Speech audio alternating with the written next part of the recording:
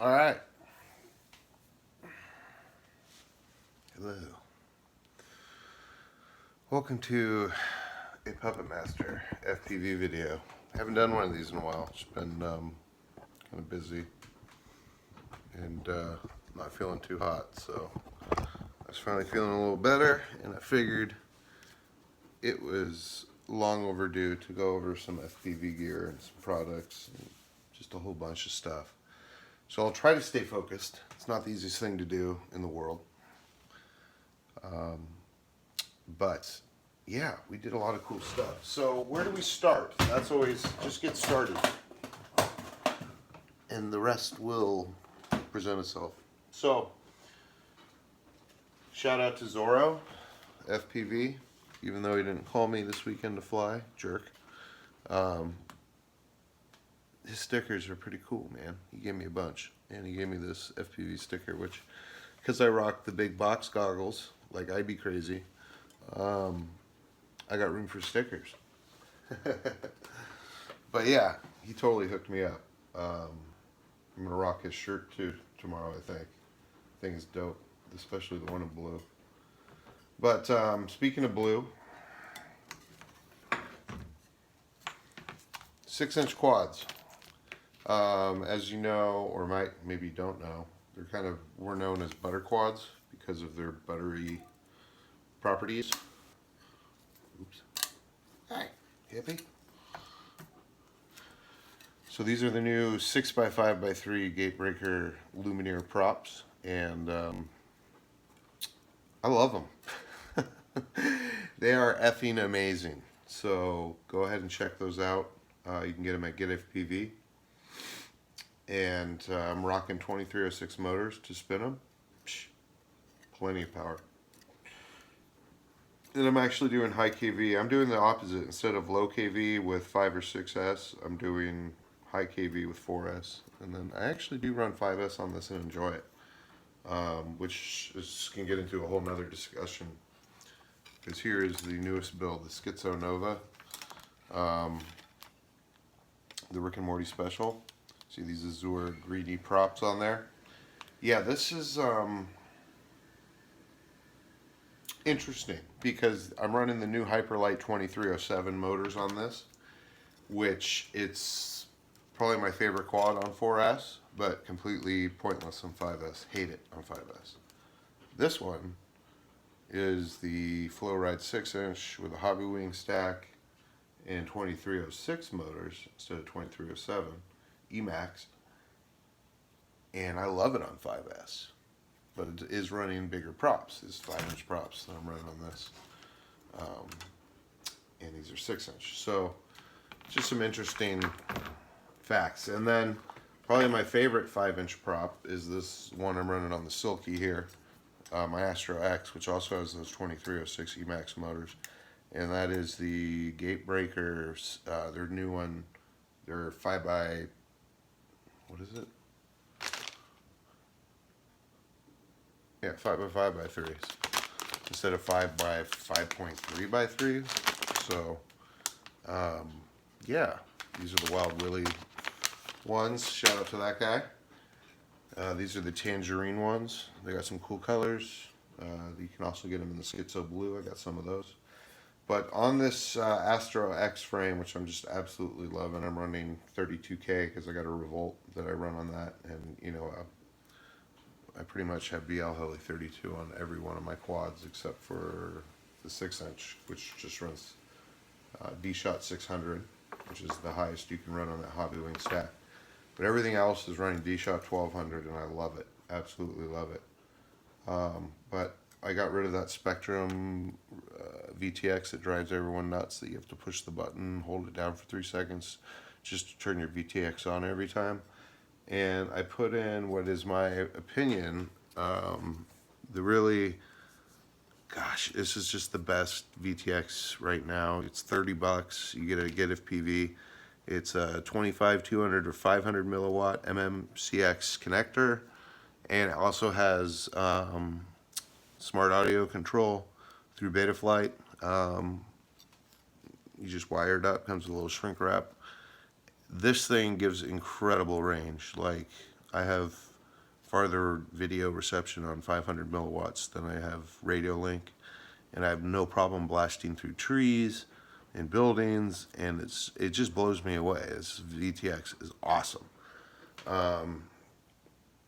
So it's a very good value.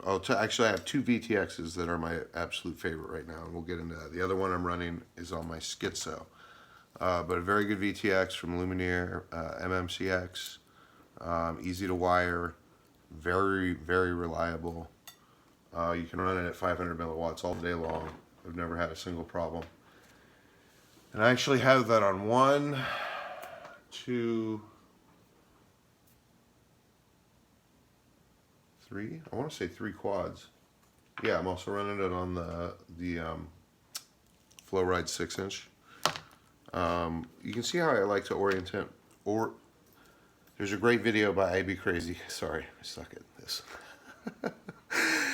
Right now about antenna orientation and why that is so important on your quads. So if you notice, I take great care into my video orientation, and it's always correct on all my quads. It's straight up, straight up, straight up, Omni. And because of that, I feel that's one of the reasons I have such exceptional video reception to my transformers, which I run IB Crazy antennas. Shout out to Alex. Very good antennas. So the other VTX I wanted to show you guys is the Tramp HV by Immersion RC. This is the one I'm running on my Schizo. It has similar, this one just is loaded with features. The only drawback is it's a UFL connector as opposed to a MMCX, but they epoxy it in there, and if you don't go messing with it, the thing is in there pretty rock solid. I don't think it's I haven't had any problems with it coming out or coming loose. On top of that, you have just a bunch of extra features that you wouldn't get with the one with this. It has its own OSD and telemetry, which you can run through Betaflight in your flight controller. It also has a Bluetooth, I want to say, capability. It has this chip and port, which, gosh, if I could show you right down. Can I get it out?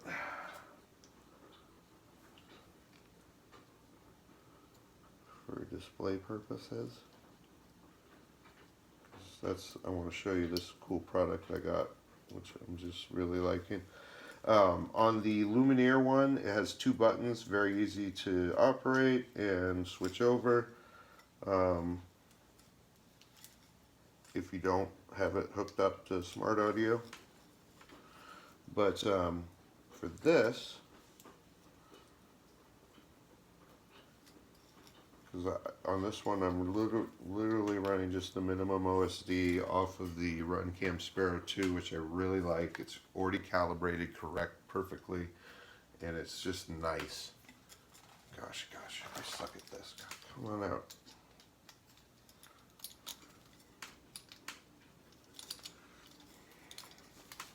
Okay, I think I got that. Should have done this before. Okay, got it.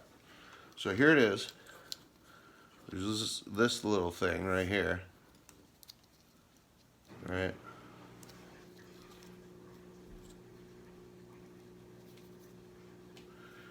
And you can get one of these. They're on sale also.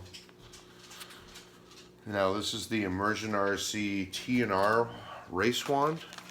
So with any Immersion RC VTX, or at least the Tramp HV, you should have the ability to have one of these guys.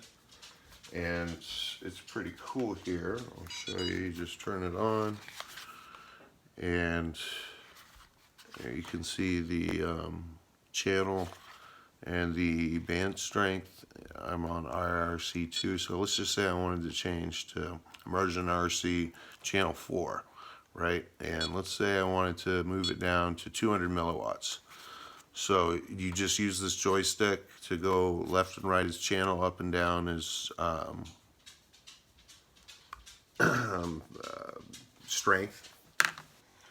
And then, oh, we need a battery. I'll just demonstrate how freaking easy this is. So you come in, you plug in your quad,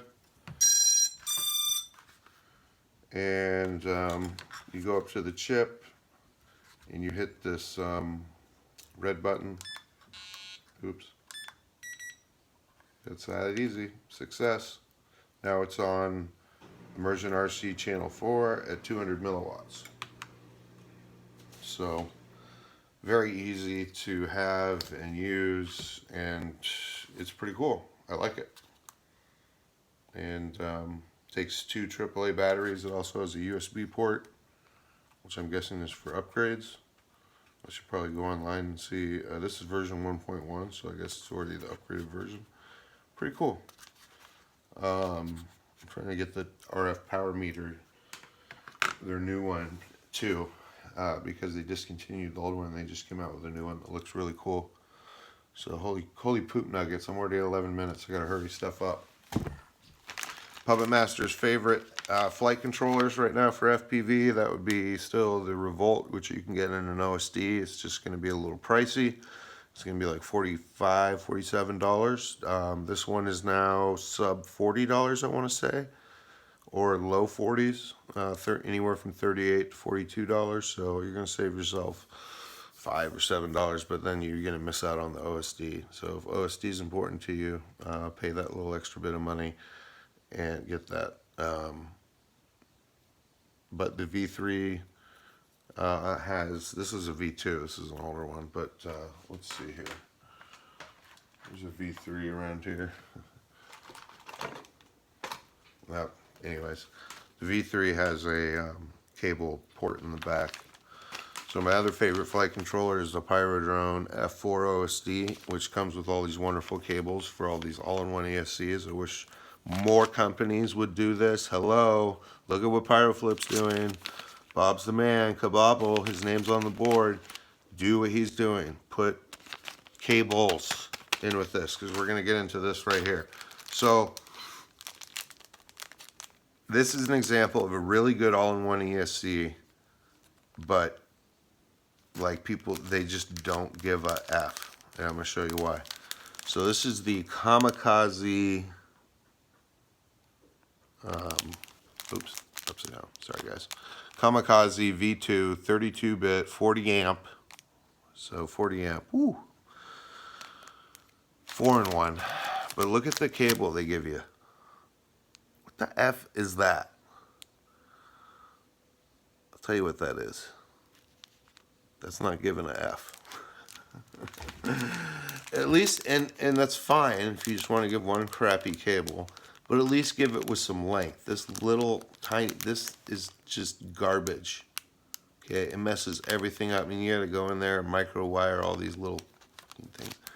It sucks. Which I can do it, and it is gonna look beautiful, but it's a pain in the ass, and it's just stupid and lazy. And like, this thing isn't cheap. It's a really nice ESC. So don't be lazy and don't give a F. Put in a decent sized cable, please.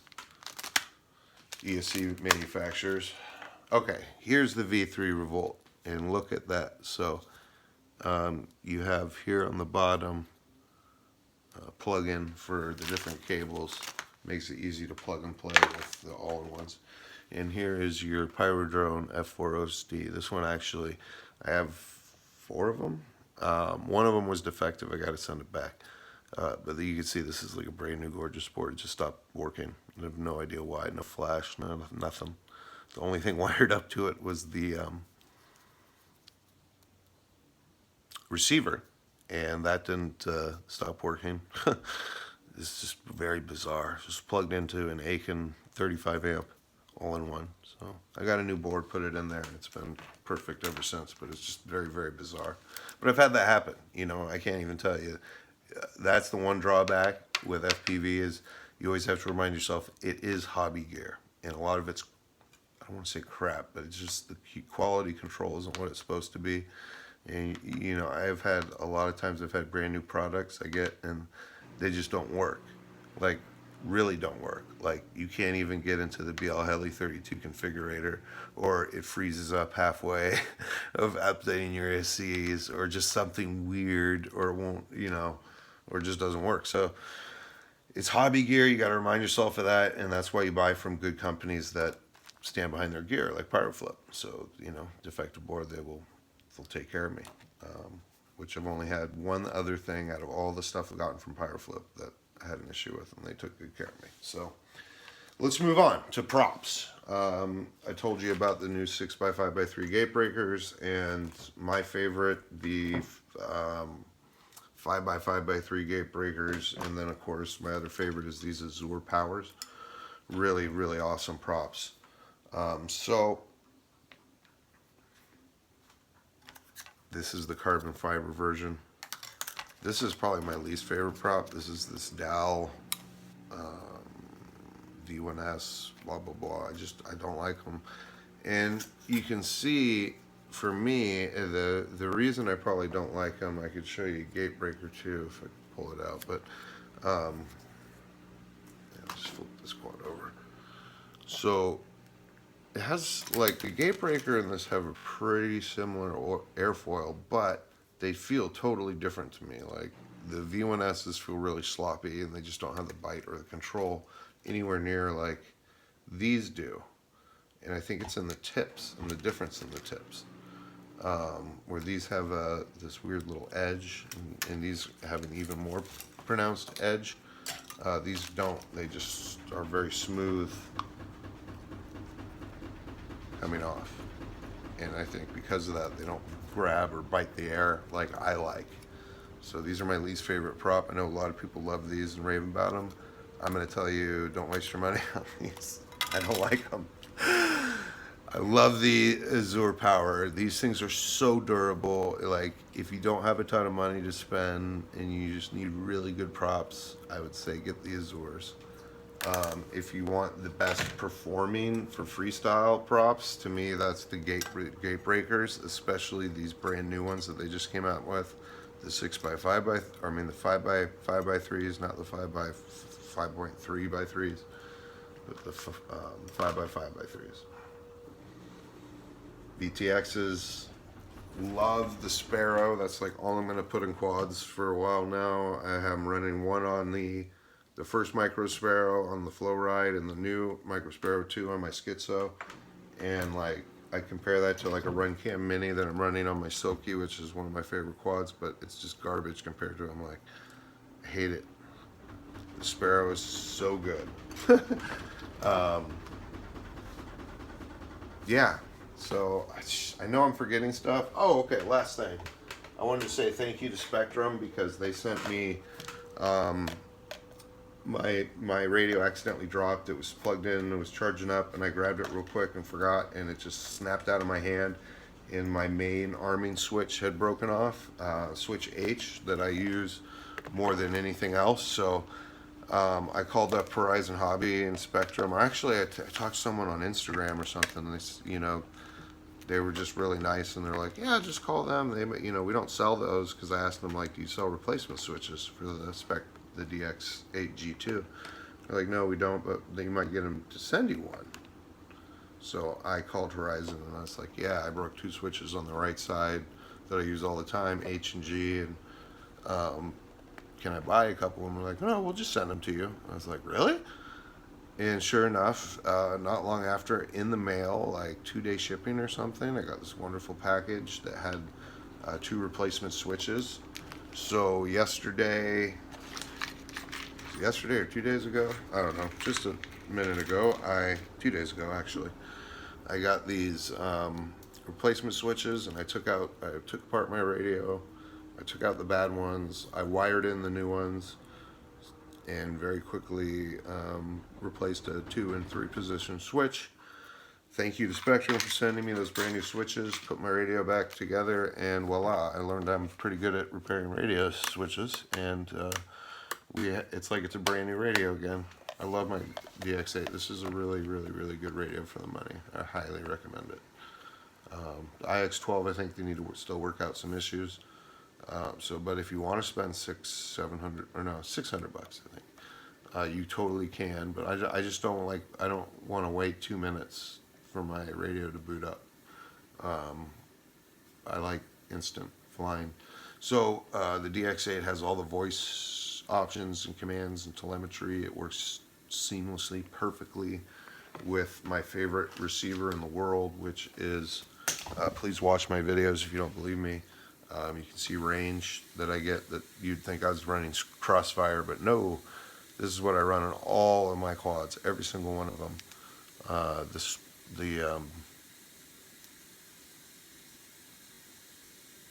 I can't remember the name. It's a bunch of numbers. So I'll grab it, and then I'm going to end this video because it's getting ridiculously long. This is a fantastic diversity telemetry receiver. The telemetry works seamlessly, perfectly with your Spectrum radio, like a DX8 or DX9, even a DX6. But you will get voice telemetry from these receivers that is reliable and very strong radio link, fantastic distance. As long as your receiver is getting the proper 5 volts and your antennas are orientated in a good direction, you can get some incredible range from this. So thanks for watching Puppet Master FPV. I hope the things I've shared with you were helpful, and if you want me to talk about anything in particular, like Betaflight 3.3, filter settings, solder tips, anything. I'm really into FPV, but I don't know what kind of content people really want. So help me out. Thanks for watching, guys, and have a good one.